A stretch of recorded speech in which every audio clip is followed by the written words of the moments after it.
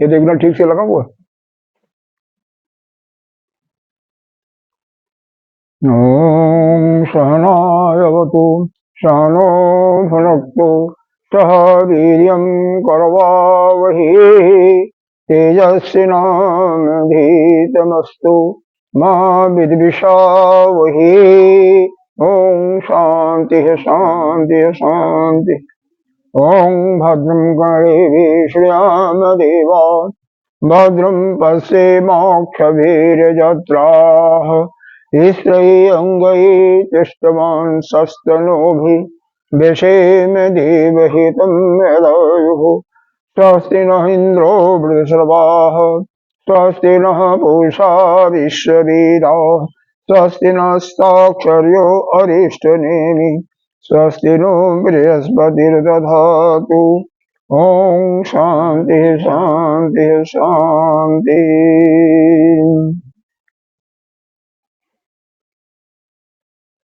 शंकरं शंकराचार्यं केशवं बादरायणं सूत्रभाष्य कृतौ वन्दे भगवन्तौ पुनः पुनः।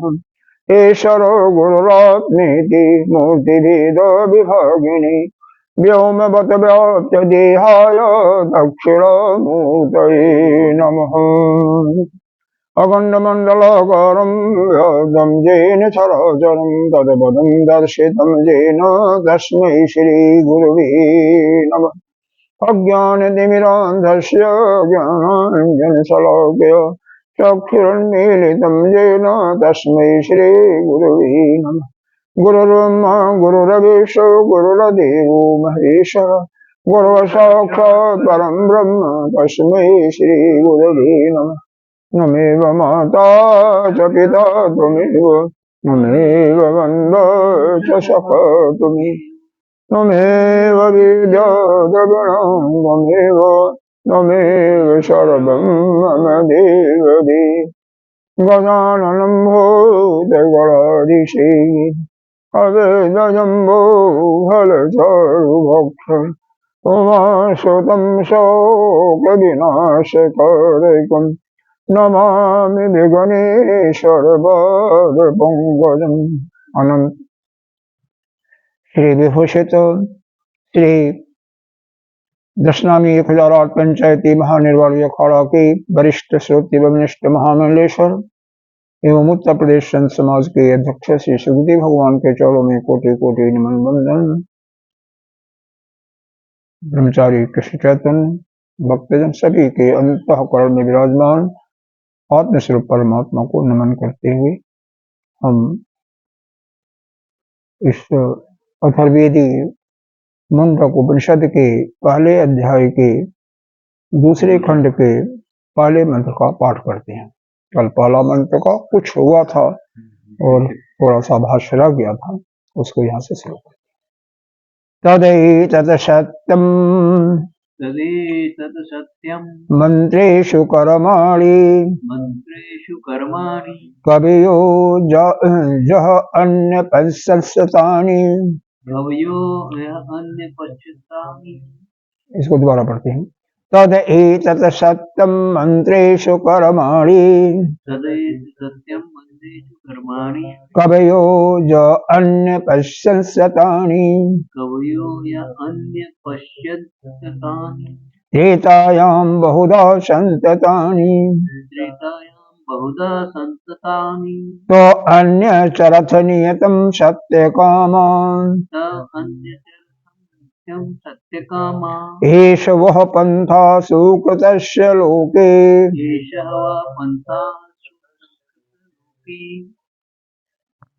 इसका अर्थ बता दिया गया, पुनः एक बार सुन लें। तत् एतत् सत्यम, तत् मतलब जो हमारे तत् वह, एतद जो यह बताया गया, सत्य मंत्रेषु यानी वेदों में जो मंत्र बताए गए हैं वह सत्य ही है। क्या बताए गए हैं? ऋषियों ने क्या बताया है? किसने बताया? कवियों ने। कवि किसको कहते हैं? जो जिनकी प्रतिभा बहुत जागृत है, जैसे वशिष्ठ हैं, विश्वामित्र हैं, भृगु हैं इत्यादि ऋषियों ने किया था। वह क्या किए, मंत्रेश कर्म, मंत्रों का वह खुद अनुभव किया था, वेद के मंत्रों को स्वयं अनुभव किया था। जो मंत्र के दृष्टा ऋषि हैं, विश्वामित्र, वशिष्ठ, भृगु, च्यवन आदि ऋषियों ने, जिन्होंने अग्निहोत्र आदि कर्मों का वेद के मंत्रों में अपने स्वयं अनुभव किया था, अपने नेत्रों से देखा था। जान जो अन्य पश्चात, जिन्होंने उसको देखा था, जिसको उन्होंने देखा था, तदेत सत्यम, वह सभी मंत्र क्या है, सत्य। कहने का भाव यह है कि हमारे वेद में जो मंत्र हैं वह किसी न किसी ऋषि के द्वारा अनुभव किया हुआ है। जब ऋषि ने अनुभव कर लिया, और एक नहीं हजारों ऋषियों ने अनुभव किया है, तो तब वह बिल्कुल सत्य है। उसमें जरा सा संशय की बातें हमें नहीं करना चाहिए। त्रेतायाम बहुधा संततानि, त्रेतायाम का यहाँ पर दो अर्थ बताया था, कल बताया था कि त्रेतायाम का मतलब एक पहला अर्थ तो यह बताया गया, जब हम यज्ञ हवन इत्यादि कर्म करते हैं तो वहां पर तीन प्रकार के, तीन जो है आचार्य होते हैं, पंडित, वैसे चार होते हैं। कौन कौन, ब्रह्मा, होता, अध्येय, और दूसरा होता है, तीसरा, चौथा होता है उद्गाता। इसमें होता आजकल ज्यादा पढ़े लिखे लोग नहीं मिलते हैं, विशेष करके तीन जो काम करते हैं तो कौन कौन, वही होता, अर्ध्यो और उद्गाता। तो ब्रह्मा के स्थान पर क्या करते हैं, पुष्का बना करके रख देते हैं। वैसे ब्रह्मा जी वहां पर कुछ बोलते नहीं है, जो पंडित सबसे वृद्ध होते हैं उनको ब्रह्मा के रूप में बताते हैं। वह अथर्ववेद के ज्ञाता होते हैं और वह सभी के कार्यों को देखते रहते हैं कि कौन कहाँ गलती कर रहा है। जहां पर गलती उनको आई उसको अन्य दूसरे तरीके से उसको ठीक करवा देते थे। दूसरा अर्थ आया त्रेतायाम, त्रेता युग में बहुत पहले इस अग्निहोत्र इत्यादि कर्मों का बहुत संततानी, मतलब बहुत प्रचार प्रसार किया, बहुत प्रचार प्रसार किया था। तो अन्य चरथ नियतम सत्य कामा, तो उनका ही आचरण करो, अचरथ मतलब उन्हीं का आचरण करो, अन्य का नहीं। नियतम जो नियत कर्म है, निश्चित कर्म है, निश्चित विधि है, उसी का आचरण करो। सत्य कामा एष वह पंथा सुकृत श्लोकी, वह सुकृत माने अच्छे लोक की प्राप्ति के लिए, जैसे किसी स्वर्ग की प्राप्ति है या किसी सत्य लोक की प्राप्ति करनी है, तो यह जो रास्ता हमारे वेद में बताया गया था, जो विधि बताया गया था, वह सत्य काम के लिए, मतलब उस अपने कामनाओं की पूर्ति के लिए उन्हीं उसी रास्ता का अनुसरण, यह इसका अर्थ है। इसके बाद संगति का यहाँ पर आप जत एतद सत्यम एकांत यहाँ से रह गया था। हालांकि कुछ त्रेतायाम का दो तीन लाइनें आ गई थी, अभी बता दिया, फिर भी यहाँ से देखते हैं, ये तीन चार लाइनें, पांच लाइनें हैं। जत एतद सत्यम, पीछे का जो बताया गया था उसमें कहीं कोई देखा तो होगा नहीं आप लोगों ने, यही तो है ना, जब पीछे देख होते जाओ ना, जो पहले बताया गया था उसमें कहीं कोई शंका समाधान होता है, देखा जाता है तभी मालूम होगा, बिना पढ़े दोहराए तो मालूम नहीं होता है। तो जब देखा जाता है ना तो उसको मालूम होता, फिर वो पूछा जाता है प्रश्न। जत जो एतद यह सत्यम एकांत, एकांत का मतलब होता है इसके अतिरिक्त, एक अंत मतलब एक का अंत, एक मतलब इसके अतिरिक्त, एक के अंत में, एक के अतिरिक्त, एक के सिवा, एक के अतिरिक्त जो है, जत एतद जो सत्यम, एक इसके अतिरिक्त, एक के अतिरिक्त पुरुषार्थ साधन तानि च वेद विहितान ऋषि दृष्टानि कर्माणि, यानी क्या हुआ, जो यह पुरुषार्थ माने परिश्रम साधना करता है, अच्छी प्रकार से साधना करता है, यह वेद विहित, वेद में जो वर्णन किया गया है, वेद के अनुसार जो अपनी कामनाओं के पूर्ति के लिए कर्म करता है, और कौन से मंत्रों को द्वारा, ऋषि दृष्टान, जिन मंत्रों को ऋषियों ने भी अनुभव कर चुके हैं। ऐसा त्रेतायाम, ऐसे कौन से ऋषि इसमें आते हैं, आचार्य लोग भाग लेते हैं त्रेतायाम। अब त्रेतायाम मंत्र में आया था तो उसका अर्थ लगाया त्रयी संयोग लक्षणायाम, जिसमें 3 चीजों के संयोग हो।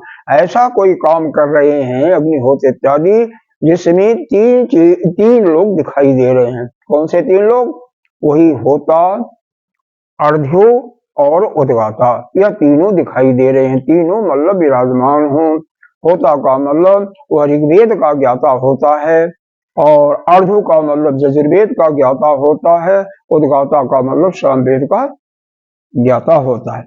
यह तीनों वहां पर मौजूद हो, तीनों का संयोग हो, हाँ त्रय संयोग वह बता दिया गया। फिर होता, अर्धु, उद्गाता, यह प्रकाराम अधिकरण भूतायाम। अधिकरण भूतायाम का मतलब यही उस कार का अधिकरण है, मतलब यह यज्ञ अग्निहोत्रादि इत्यादि क्रिया करते हैं तो उसका अधिकरण के रूप में यह तीनों विराजमान होना चाहिए। अच्छा, बहुधा बहु प्रकारम, बहुधा बहु प्रकारम संततानि प्रवर्तानि कर्म भी, और इस प्रकार से उसका तीनों इस प्रकार से जग का पूरा अधिक से अधिक संततानि मतलब बहु प्रकार से, नाना प्रकार से, अनेकों प्रकार से, बहुधा मतलब बारंबार इनका क्या करना चाहिए, इन कर्मों को करके इनका प्रचार प्रसार करना चाहिए। त्रेता युगे, वा का मतलब अथवा, त्रेता युग में प्रायशः प्रवृत्त अन्य तो यूयम तो अन्य चरथ निर्वतस्य, मतलब वहां पर इसका प्रचार प्रसार बहुत अधिक हुआ था। यह निर्वर्तन का मतलब ऐसा किया गया था, इसका पूरा प्रचार प्रसार निर्वर्तित किया गया था। नियतम नित्यम सत्य कामा, यह सत्य कामा मतलब सत्य काम को, उस कामनाओं को, अपने कामनाओं के पूर्ति के लिए यह नियत विधि का एक निश्चित जो विधि बताई गई है वेदों में, इसी का हमें पालन करना चाहिए। यथा भूत कर्म फल काम संत, तभी जाकर के प्राणियों के कर्मों के फल मिलते हैं, जो उनकी कामनाएं होती हैं उनके कर्म फल प्राप्त होते हैं। मतलब ऐसा है कि जब हम वेद के द्वारा बताए गए विधि के अनुसार हम यज्ञ इत्यादि करते हैं, तो हम जिस कामना को लेकर के उस यज्ञ को कर रहे हैं उसकी पूर्ति, और विधि से नहीं, बल्कि विधि में कोई खोट हो जाता है, कोई त्रुटि हो जाती है, या विधि का हम ठीक ठीक पालन करके नहीं करते हैं, तो वहां पर हमारे कामनाओं की पूर्ति नहीं होती है। तो तात्पर्य इसका यही है कि कर्म से हमें कर्म करना चाहिए, लेकिन वेद के अनुसार ही करना चाहिए। एशवाज वो जिस्माकम, जिस्माकम मतलब हम सबके लिए है। पंथा मार्गा सुकृत, सुकृत स्माले बहुत ही उच्च कोटि का सुकृतस्य, अच्छा मार्ग जो रास्ता बनाया गया, स्वयं निर्वितस्य, स्वयं यह जो रास्ता बनाया गया उसी पर चलना चाहिए, उसी का पालन करना चाहिए। कर्मणो लोके फल, यहाँ पर लोक शब्द का परिभाषा दे दिया गया।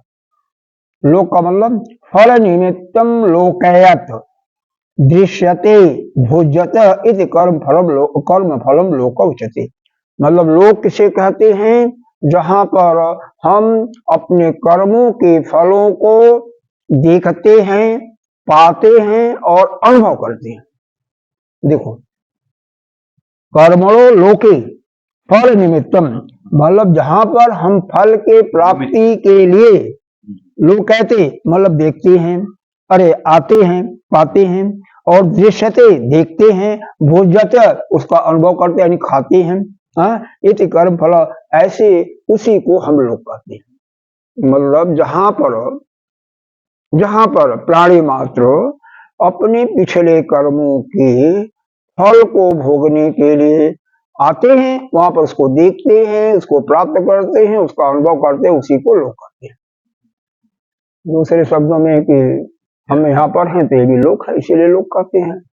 अगर कोई स्वर्ग में है, इसी परिभाषा का अनुसार आ जाता है ना, देवता हैं तो स्वर्ग में, लेकिन वहां पर तो फल को भोग रहे हैं ना, वो भोग ही रहे हैं, तो इसका मतलब वो लोक में है।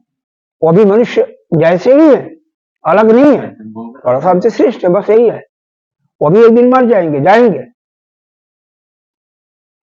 जब वो हाँ, पूरा हो जाएगा। हाँ, दूसरा, अगर आपकी सत्ता भाषित सत्ता, तो उनकी भी सत्ता भाषित हो गई ना। इस चीज को समझने की, देवता इसका मतलब वह ऐसा नहीं है कि नहीं वो है और आप नहीं हो। जगत नहीं है तो देवता भी नहीं है। अगर देवता जगत काल्पनिक हम मानते हैं, मिथ्या मानते हैं, देवता भी काल्पनिक ही नहीं, तो ये भी नहीं। उस सत्ता के अनुसार, उस परिभाषा के अनुसार ब्रह्मा विष्णु महेश भी उसी के अंदर आ जाते, केवल एक ही ब्रह्म शब्द, बस, उसके अलावा कुछ नहीं है। लेकिन जब तक हमें ज्ञान नहीं प्राप्त होता है, हमें निश्चित रूप से जिसको भी हमने आराध्य माना वही ब्रह्म ही नाना प्रकारों में खेल रहा है, तो उसका हमें पूजा अर्चना पाठ करते रहना चाहिए। यह नहीं कि हम भी ब्रह्म हैं तो भी ब्रह्म है और उसे में अपना बढ़िया मारते रहो, ऐसा नहीं। हमें जब तक पूर्ण रूप से जब तक एक छोटी सी घटना हो जाती है, बड़ा हादसा हो जाता है, लेकिन हमारे चित्त पर कोई विकार नहीं बढ़ता, हमारा चित्त जैसे पहले था उसी प्रकार से हम समवस्था में बनी रहती है, इसका मतलब हम ब्रह्म ज्ञानी हो चुके। उस समय आप केवल उसी ब्रह्म का, फिर तो कोई मतलब नहीं है, फिर तो देवी देवता सब खत्म। लेकिन नहीं, तब तक तो आपको करना चाहिए। लेकिन ऐसा कहना आसानी से बहुत बड़े बड़ों को नहीं देखा गया, बहुत से ऋषियों को देखा गया है, बहुत से विद्वानों को देखा गया, कोई न कोई कामना उनके अंदर छिपी हुई है, कोई न कोई, हाँ, कोई न कोई लालसा है, कोई न कोई क्रोध भी है, लेकिन एक बात का उन्होंने पालन किया, सत्य का पालन किया। सत्य कभी झूठ नहीं बोला। यह हमारे गुरुदेव भगवान का अटल सत्य है और वास्तव में सत्य है। चाहे किसी ऋषि में, विश्वामित्र के अंतर्गत आप देखिए, अंदर कल तो बताया गया था गीता जी वाले में, क्या उनके अंदर ईर्ष्या की भावना बहुत तगड़ी है, लेकिन झूठ कभी नहीं उनको बोलते हुए कहीं ऐसा वर्णन नहीं आया होगा झूठ बोलते। इस प्रकार से, और जो उस सत्य का पालन करेगा ना, वही इस ब्रह्म विद्या को प्राप्त करेगा। ब्रह्म विद्या की प्राप्ति का एक मुख्य साधन है सत्य का पालन।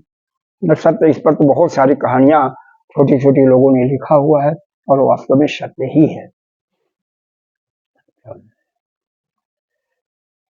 तदर्थम मतलब उसी तदर्थम मतलब क्या है, मतलब वह जो लोक की प्राप्ति है उसके लिए, प्राप्त्य उस लोक की प्राप्ति के लिए एष मार्ग इति अर्थ, ऐसा जो मार्ग बताया गया है, या वेदों का यज्ञ इत्यादि का जो मार्ग बताया गया है, इसका यही अर्थ समझिए।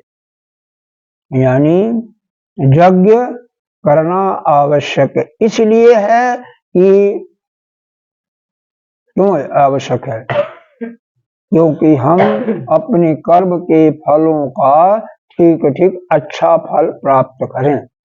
लेकिन हमारी कामना है, इसलिए हम प्राप्त करना चाहिए। लेकिन बाद में ही बताया जाएगा कि भाई इसमें बहुत संकट है, बहुत गुरु है, बहुत बड़ी समस्याएं हैं, इसलिए इस मार्ग को छोड़ करके सीधे ज्ञान की प्राप्ति करो, आगे आएगा। ज अन्येतानि अग्निहोत्रादीनि त्रयाम विहितानि कर्माणि तान एष पंथा अवश्य फल प्राप्ति साधनम इति अर्थः। मतलब इस प्रकार से यह त्रयाम विहितानि, यह जो विहितानि माने नियम पूर्वक, यह तीनों का कौन कौन, यही होता, अर्धु और उद्गाता का, यह जो अग्निहोत्रादि के लिए नियम बनाया गया है, यह विधि पूर्वक हमने उस रास्ते का पालन करना चाहिए, तभी जाकर के हमें फल की प्राप्ति होती है। इसका यही मतलब है, यही अर्थ है। यहाँ पर यह समाप्त हो जाता है। यह उनके लिए है जो जिनको कोई न कोई कामना है। भाई आपके अंदर कोई कामना है कि हमें कोई न कोई लोक मिलना चाहिए, हमें अच्छा लोक मिले, स्वर्ग लोक मिले, गोलोक मिले, अब बड़ी दीप लोक मिले, साकेत लोक मिले, तो आपको या हम इंद्र बन जाएं इत्यादि, तो आपको वह यज्ञ करना चाहिए। यज्ञ में तीनों जो हैं, होता, उद्गाता और अर्धु को लेते हुए और ब्रह्मा को लेना सबसे अच्छा, तो कम से कम उनको उनके साथ में यह यज्ञ नियमित यह करना ही चाहिए। अगर इच्छा नहीं है, अगर हाँ, लेकिन अगर कोई इच्छा नहीं है तो फिर क्या जरूरत?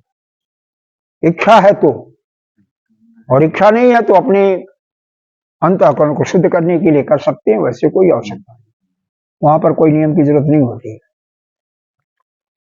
अब अगला मंत्र पढ़ते हैं। ये नहीं है, नहीं, कुछ और है क्या? अग्निहोत्र का वर्णन इसके बाद आएगा ना, तत्र अग्निहोत्र में वो तावत, ये उसका संगति है ना, वह मंत्र के पहले संगति आती है, वो है तत्र, वहां हाँ पहले ही पढ़ लेते हैं, कोई बात नहीं, वो तो बाद में पढ़ेंगे, बात तो एक ही है ना, तो पहले मंत्र पढ़ते हैं। यदा लेलायते ही अर्चिः, यदा लेलायते ये अर्चिः संविद्धे हव्यवाहने, तदा अज्यभागावन्त्रेण आहुतिः प्रतिपादयेत्। इसका अब संगति देख लो, नीचे जो भाष्य में दिया हुआ 2 लाइन का, तत्र मतलब वहां पर क्या है, अग्निहोत्रम एव, अग्निहोत्र के लिए ही, तावत प्रथमम प्रदर्शनार्थ उच्यते सर्व कर्मणाम प्राथम्यात्, मतलब क्या है, उसी मंत्र में कर्मों से सर्वप्रथम अग्निहोत्र को ही इस मंत्र में बताते हैं। अग्निहोत्र का वर्णन किया गया, पिछले मंत्र में ही आया था ना अग्निहोत्र का, तो यहाँ पर हम अग्निहोत्र का ही हम वर्णन पहले कर रहे हैं। तो यह जो मंत्र है, यदा लेलायते ही अर्चे संविद्धे हव्यवाहने, यह अग्निहोत्र के लिए ही वर्णन है कि अग्निहोत्र कैसे करना चाहिए, क्योंकि पिछले मंत्र में अग्निहोत्र करने के लिए आया, उसमें यह नहीं बताया गया कैसे करना चाहिए, तो यहाँ पर कैसे करना चाहिए उसके लिए दूसरा और तीसरा मंत्र इसी को बताते हैं। तो क्या करें इसमें, ज्यादा लेलायते, लेलायते का मतलब जब अग्नि प्रज्वलित हो जाती है, मंत्र में है ना, ज्यादा माने जब अग्निहोत्र आप कर रहे हैं तो अग्नि को प्रज्वलित कर रहे हैं, नहीं मंत्र में लग गया, मंत्र नहीं मिला, तो लेलायते है ना, लेलायते का मतलब अग्नि ज्वाला जल गई,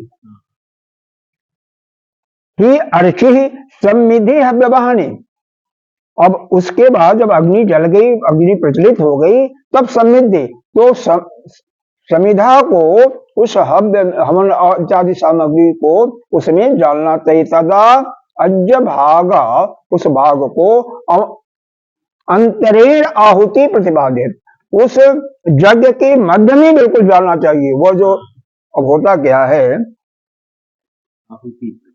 हम कई बार ऐसा होता है, विशेष करके आपने अनुभव किया होगा, यह नवरात्रि इत्यादि के समय में, नवरात्रि के समय में जब जो पंडित है, जो ब्राह्मण होते हैं, उनको 5-7 घरों में 9 घरों में जाना, उस दिन हवन करना, हर जगह तो नहीं, कई जगह होता है। तो अग्नि बुझ भी रही है उतना, क्योंकि अग्नि में आहुति डालने का नियम यही है, अग्नि बिल्कुल धधक रही है, ज्वाला निकल रही है, तब अग्नि उसके बीच में डालने का विधान है, ऐसा है, ऐसा ही लिखा हुआ है यहाँ पर। यदा लेलायते ही अर्ची, अर्ची मतलब अग्नि प्रकाशित प्रज्वलित हो जाए, संविधे हव्यवाने, फिर समिधा हव्यवान को अजा यज्ञ अनुमंत्रण उसके मध्य में डालना चाहिए, उसके बीच में। लेकिन वहां पर क्या होता है, अग्नि थोड़ी सी वो भी हो गई है, तो वह स्वाहा स्वाहा बोलते हैं, और जो जजमान होता है वो हवन तो डाल रहा है, वो 5 बार पंडित जी बोले, वो 3 बार डाला, और वो सब विधि का क्या हो गया, लोप हो जाता है विधि का ठीक से, इसीलिए फल भी तो नहीं मिलता।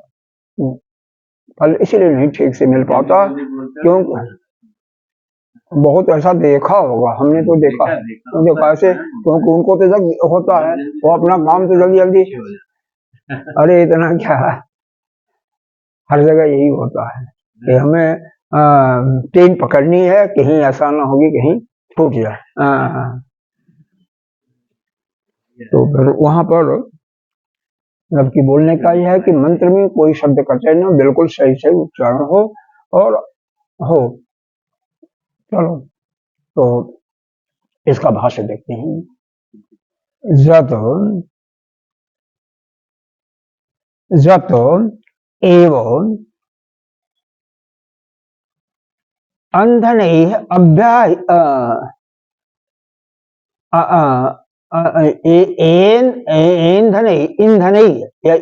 इंधनैः अव्याहितैः सम्यक् हिद्दे संहिद्दे हव्यवाहने लेलायते। मतलब क्या कहा गया यहाँ पर? यहाँ पर यह बताया जा रहा है कि तत्कथम मतलब कैसे, किस प्रकार से अग्नि में आहुति डालना चाहिए, पहले बताया ना, तत्र अग्निहोत्र में, उस अग्निहोत्र के प्रज्वलित होने के बाद डालना चाहिए, तो कथम कैसे, उसका यहाँ पर ये जो संगति दिया, तत्र अग्निहोत्रम एव तावत प्रथमम प्रदर्शनार्थम उच्यते सर्व कर्माणाम प्राथमिक, सभी कर्मों को उसी प्रकार से हमें सबसे पहले अग्निहोत्र इत्यादि करना चाहिए। तो कह रहे हैं कैसे करना चाहिए, तो यहाँ पर ये बता रहे हैं, जत एव ईंधन अव्याहित सम्यक हिद्दे समिद्धे हव्यवाहने ले लायते। जब सम्यक माने अच्छी प्रकार से ईंधन माने वही समिधा हो जाता है, ईंधन को आपने क्या किया, सभी ईंधनों को अच्छी प्रकार से हव्यवाहन, या जो हव्य हमनी के लिए इत्यादि है, वह अग्नि जब प्रज्वलित हो जाती है, ले आयते हो जाती है, चलत अर्चे से तदा तस्मिन काले, अर्ची मानी वही अग्नि, तदा मतलब उसी समय, तस्मिन काले उसी समय, ले लायमानी चलत अर्चि ही, इस जय भाग्या अंतरेण मध्य आवापस्थान आहुति। तो यहाँ पर यह बताया गया, आज्य भाग्य जनाधिकरण का मतलब क्या है, आज्य भाग जो शब्द दिया हुआ है, इसका टिप्पणी में बताया गया कि अग्नि सौमो देवो वचनम विपरिणामीन व्याचष्टे आज्य भागयो इति। आज्य भाग्य यजना अधिकरण देश युरा हमनी यदि दक्षिण उत्तर पाशयो इति अर्थ। ऐसा होता है कि हवन करने में यह विधान है, कुछ आहुति दक्षिण देते हैं, कुछ आहुति उत्तर देते हैं, यह दो आहुति दक्षिण और उत्तर देते हैं, फिर उसके बाद मध्य में आहुति देते हैं, ये ऐसा विधान है। उसमें बीच में देखो, अगर आपका वैसे भी कोई प्रिय आ जाए, उसको कहो ले रोटी खा लो, तो खाएगा क्या? नहीं खाएगा ना। हरियाणा का होगा तो खा लेगा, क्योंकि हरियाणा वही बोली है।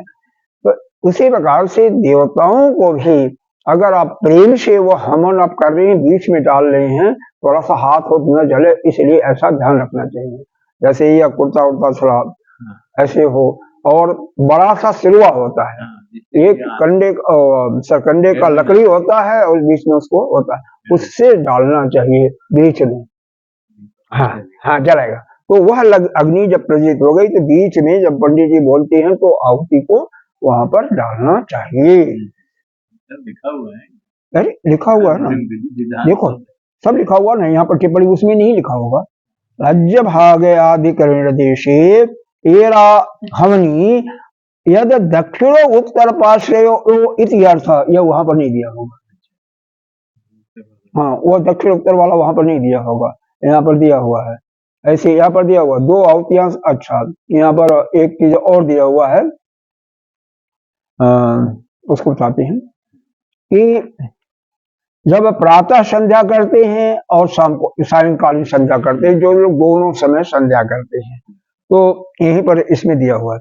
प्रातः काल संध्या में 2 आहुतियां जो पहले दी जाती हैं, तो प्रातः काल में देते हैं ओम सूर्याय स्वाहा, दूसरी ओम सूर्याय स्वाहा, दूसरी आहुति ओम प्रजापते स्वाहा, इति प्रातः ऐसा कहते हैं। सायं देते हैं तो ओम आग्नि स्वाहा, ओम अग्नेश्वर, अग्नि स्वाहा, अग्नि स्वाहा, ओम प्रजापते स्वाहा इति सायं। यहाँ पर देखो, यहाँ पर ऐसे लिखा हुआ है, वहां पर नहीं लिखा हुआ।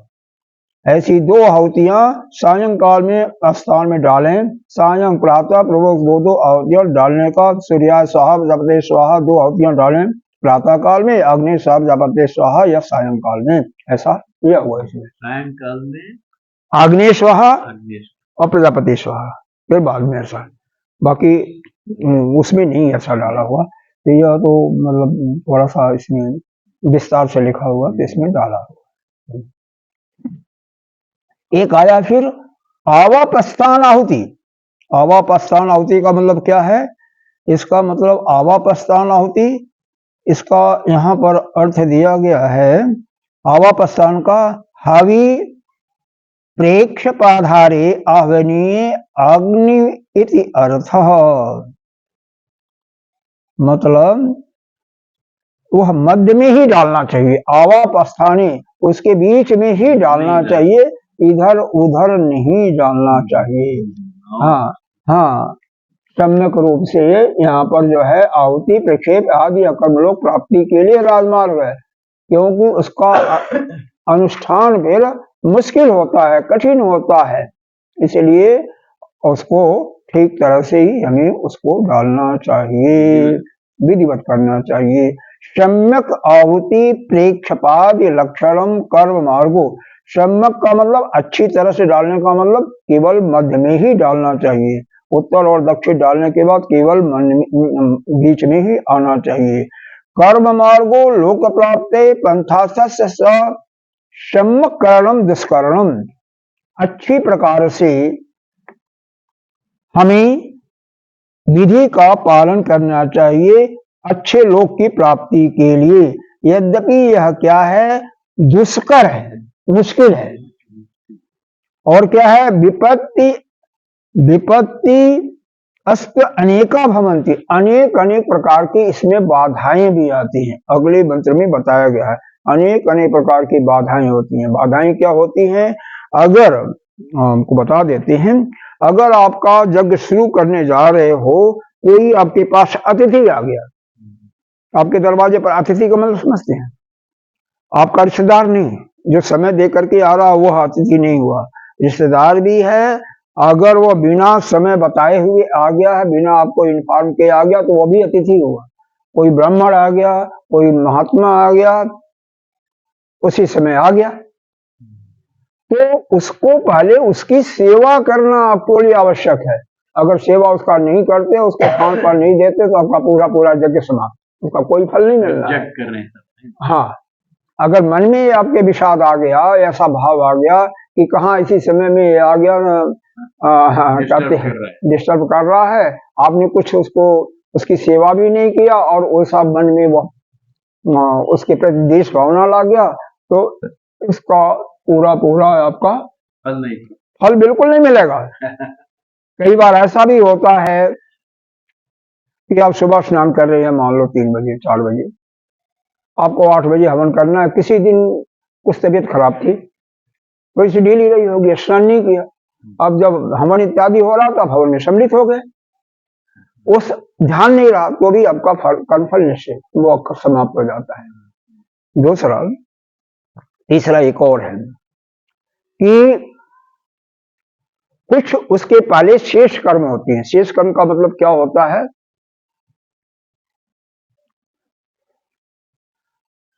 देखो, कई यज्ञ होते हैं, देव यज्ञ, भूत यज्ञ, वैश्य बलि यज्ञ इत्यादि भी यह जो विशेष कार्यक्रम होते हैं उसके पहले यह सब करना चाहिए।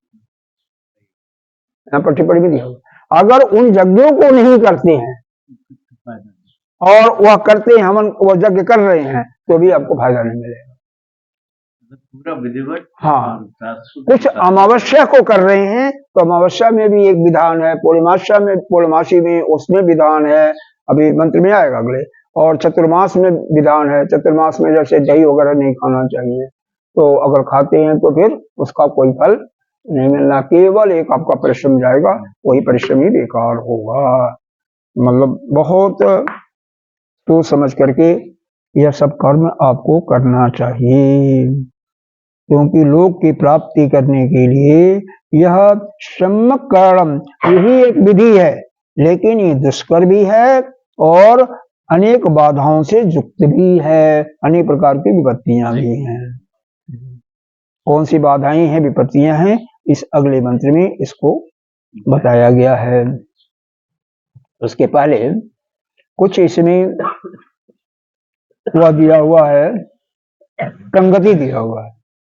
कथम, यहीं से है ना, हाँ, कथम जस्य अग्नि, ये तो नहीं है, ये भाषा आपका यहीं से स्टार्ट है ना, भाषा यहीं से स्टार्ट है आपका।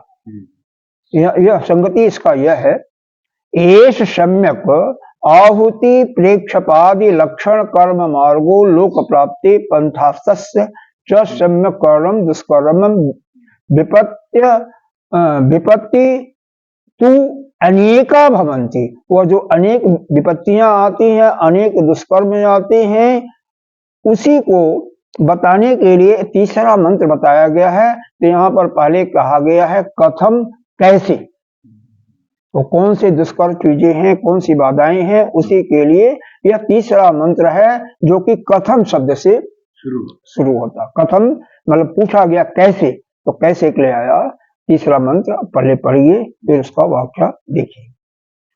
जस्य अग्निहोत्रम आदर्शम अपौर्णमास्यम अचतुर्मास्यम, पढ़ेंगे तो अच्छा रहेगा। जस्य अग्निहोत्रम आदर्शम अपौर्णमास्यम अचतुर्मास्यम न अग्रयणम, अग्रहण नहीं निकालते हैं, अग्रहण निकालते हैं। अग्रहण का मतलब शायद आप समझ रहे होंगे, आप समझते हो। अग्रहण का मतलब जब खेत में फसल होती है ना, तो अगौर निकाला जाता है, किसी अपने श्रेष्ठ के लिए, श्रेष्ठ के लिए नहीं। जो भी आपका मंदिर होता है, जो आपके पुरोहित होते हैं, गुरु होते हैं, या जो आपके आश्रम कोई है, उसके लिए अगौर। अरे पंजाब वगैरह में जाओ ना, तो एक एक ट्रक भेजते हैं, एक एक मतलब ट्राली भेजते हैं, गुरुद्वारा में भेजते हैं। जो बड़े किसान है, छोटे किसान 2 बोरा भेजा, कोई 1 बोरा भेजा। हम लोगों के यहाँ भी ऐसे जाता है, लेकिन हम लोगों को इतना नहीं जाता है, थोड़ा थोड़ा जाता है। मतलब कोई 20 किलो दिया, कोई 10 किलो दिया, कोई 4 किलो, मतलब इस प्रकार से आता है। वहां पर डाली और वह बोरा नहीं कोई देता है। हमने अपने गांव में तो नहीं देखा हुआ है। जो जितना करता है वो उतना पाता है, क्योंकि सरदार लोग बिल्कुल भरपूर इसीलिए रहते हैं। और वह वहां पर सेवा भी होती है ना, और हम लोग के जो वहां पर मंदिर वगैरह है ना, इतना थोड़ा वहां पर खर्चा भी नहीं होता है, तो उनके लिए पर्याप्त होता है। वैसे तो साल भर का खर्चा पूरा दिया जाता है, ऐसी बातें नहीं। कोशिश किया जाता है कि हम लोग भी पूरा दें, लेकिन गांव में उतना नहीं है। चलो ठीक है, कोई बात नहीं, जैसा भी है। जस्य अग्निहोत्रम आदर्शम अपौर्णमास्यम अचातुर्मास्यम अनाग्रहणम अतिथिवर्जितम च आहूतम वैश्य देवम विधिना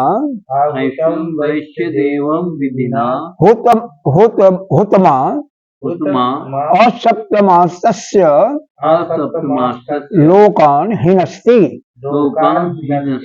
देखो यहाँ पर क्या क्या किया, यह काम नहीं करेंगे ठीक से, तो आपका अग्निहोत्र का फल बेकार हो जाएगा। जस्य मतलब जिनका, या जो लोग अग्निहोत्र कर रहे हैं, आदर्शम, आदर्शम का मतलब होता है अमावस्या के लिए एक विशेष विधि होती है, उसको नहीं करते, जैसे अभी हमने आपको बताया। और पौर्णमासम, मतलब पौर्णमासी को भी विशेष विधि होती है, उसको भी नहीं किया, पौर्णमासी को छोड़ इत्यादि भी कराया जाता है। और चतुर्मासम, चतुर्मास को भी नहीं किया। वो भी नहीं किया। और अग्रायण भी नहीं निकाला, न अग्रायण, अग्रायण भी नहीं निकाले, मतलब अपना जो, जैसे यहाँ पर दो प्रकार के होते हैं, जैसे मान लो हम खेती नहीं करते, हम सर्विस करते हैं, बिजनेस करते हैं, तो हमें जो प्रॉफिट मिलता है, जो जो हमें तनख्वाह मिलती है, तो उसमें से अगोट निकालना चाहिए, अग्रायण निकालना चाहिए। आप भोजन करते हैं तो ग्रास। हाँ कुछ ग्रास निकालते हाँ, हैं, उसको अग्रायण कहते हैं। आपने देखा होगा, अपने इनको क्या बोलता है, अरे आप अरे अंतर्यामी महाराज को, हाँ, वो भोजन करने के पहले निकालते हैं, उसी में से निकालते हैं। दशम भाग देना चाहिए, हाँ वो भी आता है ना। दशम, हाँ कम से कम दशम भाग को देना चाहिए। हाँ, और वही अगवड़ है, वही अग्रायण है, वो भी नहीं करते। कोई अतिथि का तिरस्कार किया, वह तो यह जो करता है, यह काम जो ठीक तरह से नहीं करता, इतना काम जो नहीं करता, आहुति, उसके द्वारा दिया हुआ आहुति, वैश्य दे आहुतम वैश्य देवम अविधिना, वह जो आहुति देता है वह अविधि प्रकार के हो जाती है। हाँ ठीक से नहीं हुआ।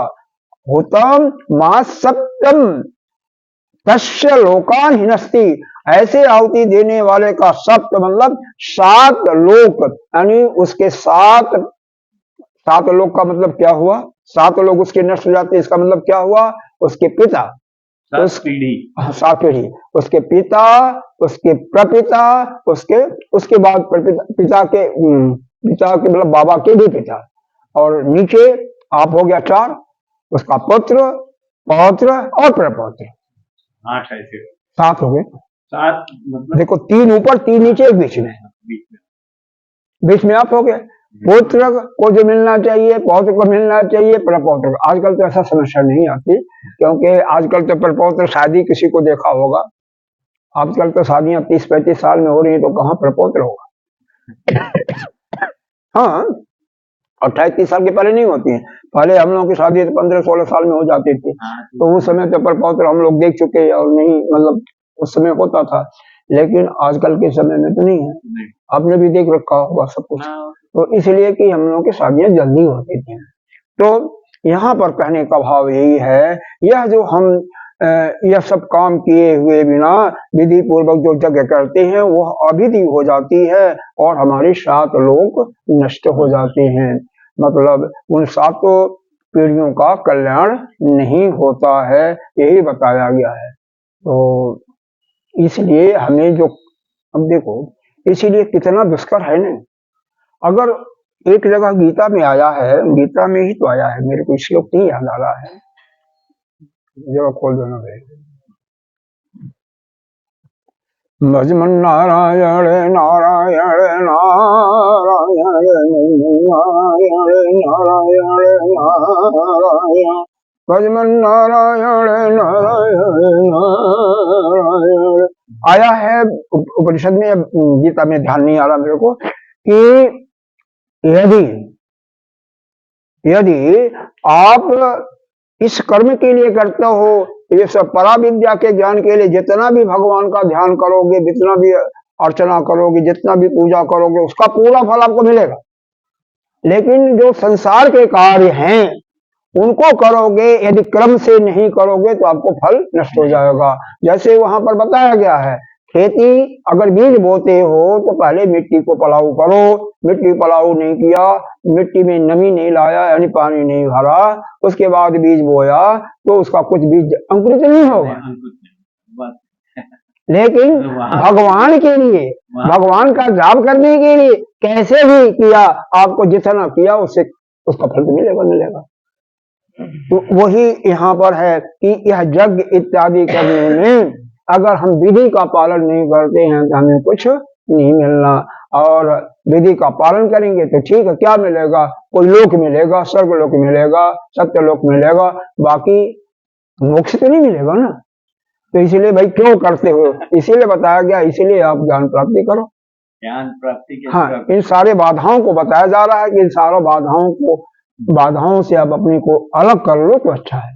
और बाधाओं से, क्योंकि ये बाधाएं हैं, वह बाधाओं के द्वारा, बाधाएं तो जाएंगी नहीं, कभी न कभी मन में कुछ न कुछ खटास आ ही जाता है, कोई बीच में आ गया, जैसे भी बीच में आ गया मन में कुछ थोड़ा सा आया ना, तो यह एक प्रकार से अच्छा नहीं है, अच्छा नहीं है। सही। तो उसी के लिए बताया गया, यह बाधाएं, यही बाधाएं हैं कि हम यह सब काम ठीक से नहीं कर पाते, चाहे चतुर्मास हो, चाहे अमावस्या हो, चाहे पूर्णिमा हो, चाहे अतिथि कोई आ जाए उनका ठीक से, या अज्ञान निकालने का हो, यह हम ठीक से नहीं कर पाते हैं। इसीलिए ये विधि का पालन न करने से यह हमारे, जो भी नहीं करता है और अग्निहोत्र इत्यादि करता, उसके साथ पीढ़ियां नहीं हो नहीं पाती, मतलब वह एक प्रकार से पीड़ित होती हैं। यह करिए नाश कर देता है, ऐसा है तो नाश करने का मतलब बिल्कुल नाश तो नहीं होता, लेकिन यह कि दुखी होते हैं, बस इसमें लेंगे। अब इसका भाष्य देखिए। जस्य अग्निहोत्र, छोटा सा है, जस्य अग्निहोत्रो अग्निहोत्रम आदर्शम दर्शाखेन कर्मणा वर्जितम। मतलब यह है कि जिस समय, कौन सा है, यही है ना, दूसरा तीसरा है,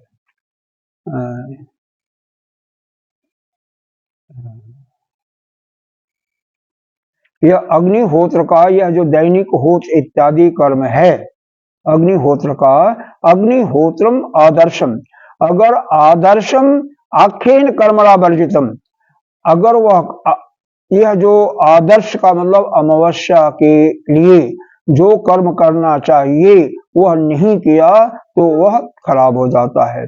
अग्निहोत्रणो अवश्य कर्तव्यम एवात दर्शस्य, यानी अग्निहोत्र करने के पहले यह सब जो कर्म है, आदर्श मतलब अमावस्या के दिन जो विशेष कर्म करना चाहिए उसको अवश्य ही करना चाहिए।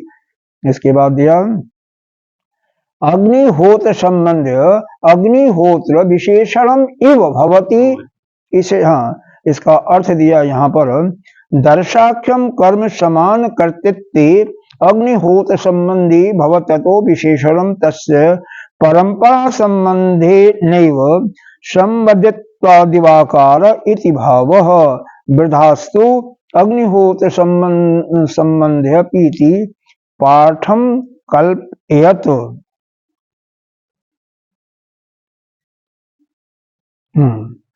तो अग्निहोत्र के संबंध में,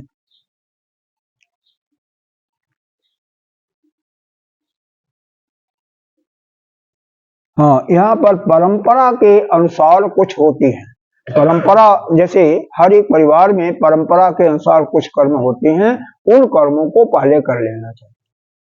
यहाँ पर दिया हुआ ना, परंपरा संबंध, एवं संबद्ध तू आदिकार इति भाव, उसका भाव यही है कि इस परंपरा के अनुसार जो कर्म होते हैं उनको कर लेना चाहिए। और जैसे 5 प्रकार के यज्ञ होते हैं, पिशाच यज्ञ, भूत यज्ञ, क्या क्या होता है उसमें, आदिदेव यज्ञ, वह ऋषि यज्ञ इत्यादि होता है ना, ऋषि यज्ञ, देव यज्ञ, भूत यज्ञ, बलि वैश्य यज्ञ, और क्या होता है, एक और कुछ होता है, हाँ, 5 प्रकार का, 3 होता है और 2 इसमें बलि वैश्य इत्यादि जुड़ जाते हैं। बलिभूत और भूत 3 पहले होते हैं, देव मातृपितृ होता है और यह ऋषि होता है। इस प्रकार से इनको जो नहीं करता है, तद अक्रियमाणा मित्ते तद, तथा इसी प्रकार से पौर्णमास्य आदित्य अग्निहोत्र विशेष द्रष्टव्य, इसी प्रकार से पूर्णमासी को भी जो विशेष कर्म करते होते हैं उनको भी करना ही चाहिए। अगर नहीं करते हैं तो उनका वह विधि से अविधि हो जाता है।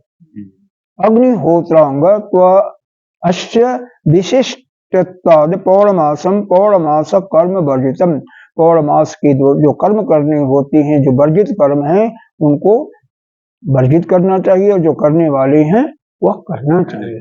इसी प्रकार से चातुर्मास्यम अचातुर्मास्यम चातुर्मास वर्जितम, कुछ कर्म चातुर्मास में भी वर्जित किए गए हैं, कुछ खाने के लिए वर्जित किए हैं, कुछ कर्म करने के लिए वर्जित किए हैं, इसलिए। और फिर और अना अग्रयणम अग्रयणम अग्रयणम कर दिया, अग्रयणम शरद आदि कर्तव्यम तच्च न क्रियते जस्य, जो शरद में ऋतु में एक फसल होती है हमारा धान का, और आदि दे दिया, इसका मतलब ग्रीष्म ऋतु में जो फसल होती है उसमें भी जो गेहूं का फसल होती है उसमें जो अग्रहण होता है उसको भी हमें निकालना चाहिए और उसको देना चाहिए, जो नहीं देते हैं तो भी हमारा विधि का लोप हो जाता है। और क्या दिया, तथा अतिथि वर्जितम, तो अतिथि पूजनम, अतिथि का सेवा निरादर किया, ये अतिथि का पूजन नहीं किया। हाँ, तो हन्य हन्य क्रमाणम जस्य स्वयं सम्मक अग्निहोत्र काले हुतम, मतलब इसका मतलब जो अग्निहोत्र वह कर रहा है उसको क्या कर देता है, आदर्श आदि दैव वैश्यदेवम वैश्यदेव कर्म वर्जितम, अब वैश्य जगह की बातें भी कर रहा है, कर्म वर्जितम हूयमानम अपविधिना हुतम न जत आहुतम इति एतद कर रहे हैं। वैसे ही ये जितने कर्म को किए जाते हैं, चाहे चातुर्मास में, शरद ऋतु में अग्रहण कर्म किया जाता है, लेकिन इसमें एक को छोड़ दिया, वो भी अग्निहोत्री को अतिथि पूजन भी करना चाहिए, अग्निहोत्र भी उसे करना चाहिए समय पर।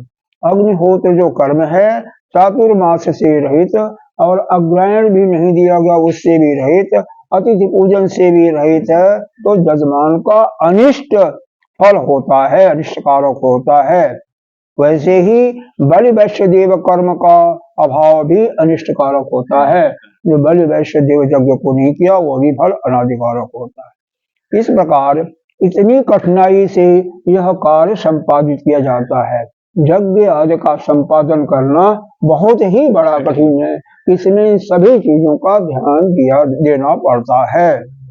हाँ, अगर नहीं हमने दिया तो वह उसका फल नष्ट हो जाता है। ऐसा शंका होने पर कहते हैं कर्ता के 7 लोगों का फल शून्य हो जाता है। इसका मतलब 7 लोगों का मतलब यहाँ पर यही दिया गया कि पिता का, पितामह का और प्रपितामह का, और इधर पुत्र का और पौत्र का और प्रपौत्र का, और दूसरा उसका, यह 7 पीढ़ियों का, हाँ, यह 7 का फल यह नष्ट हो जाता है। और यहाँ का एक लोक का भी बताया गया कि ये लोका एवं भूत अग्निहोत्रादि कर्म, 7 लोक क्या है, वही ओम भू भुव स्व महाजन तम सत्यम, ओम भू भू माने पृथ्वी, भुव स्व महाजन तप सत्यम, इस 7 लोकों में से किसी की प्राप्ति उसको नहीं हो पाती ठीक से, क्योंकि वह सब नष्ट हो जाता है। तो उसका यहाँ पर दिया गया एक चीज और दिया गया, तब प्राप्यम तू ही अश्य एव आयास मात्रम तब अभिचारे इत्तो हीनस्ति उच्यते। उसका जो परिश्रम करता है ना, ये केवल आयास मात्र है, केवल वो परिश्रम करता है, उसका फल उसको कुछ नहीं है, नहीं करता। हाँ, मतलब सीधा साधा है। कोई भी अगर अग्निहोत्र यानी यज्ञ इत्यादि कर रहा है और उसमें ये 4-5 चीजें जो बताई गई उनका ठीक ठीक पालन नहीं करता तो उसका फल कोई नहीं मिलता है, बल्कि 7 पीढ़ियों का फल नष्ट हो जाता है। उसमें क्या बताया, एक अमावस्या में कुछ विशेष कर्म होते हैं, पौर्णमासी में होते हैं, चातुर्मास में कुछ वर्जित किए हुए हैं, डिटेल पूरा नहीं बताया गया। और दूसरा कोई अतिथि आ जाता है तो उसका भी अनादर करता है, उसका पूजन नहीं करता, उसका सेवा से सेवा नहीं करता, तो उसके कर्म फल जो है नष्ट हो जाते हैं। इसलिए हाँ, समय हो गया, पूरा भी हो गया, इसलिए हमें क्या करना चाहिए, उसका ध्यान करना चाहिए। तो यहाँ पर यही बताया जा रहा है क्योंकि इतना कष्टकारी है, इसलिए भैया इसमें क्यों तुम पड़े हो, तुम सीधे ज्ञान में आ जाओ ना। ज्ञान प्राप्त करो या भगवान का जाप करो, क्यों चक्कर में पड़ते हो। ओम पूर्णमिदः पूर्णमिदं पूर्णात्